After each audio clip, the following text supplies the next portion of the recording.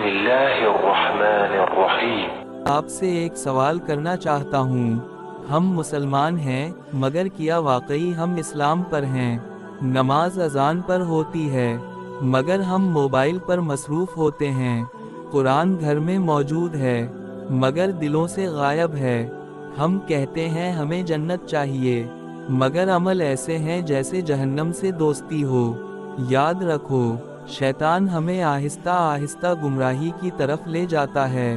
پہلے نماز چھوٹتی ہے، پھر حیا ختم ہوتی ہے، پھر دل سخت ہو جاتا ہے، اور آخرکار ایمان کمزور ہو جاتا ہے۔ میرے بھائیو، اسلام صرف جمعہ کے دن کا دین نہیں، اسلام رمضان تک محدود نہیں، اسلام زندگی کے ہر لمحے کا دین ہے۔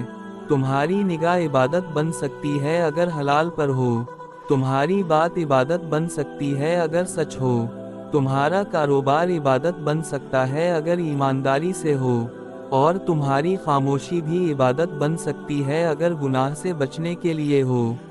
آج وقت ہے پلٹ آنے کا، آج وقت ہے نماز کی طرف لوٹنے کا، آج وقت ہے قرآن کو سینے سے لگانے کا، آج وقت ہے حرام کو چھوڑنے اور حلال کو اپنانے کا۔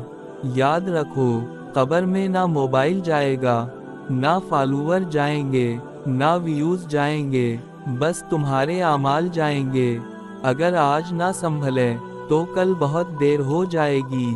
آؤ، اللہ سے وعدہ کریں، ہم نماز نہیں چھوڑیں گے، ہم قرآن نہیں چھوڑیں گے، ہم سنت نہیں چھوڑیں گے، اور ہم دین نہیں چھوڑیں گے۔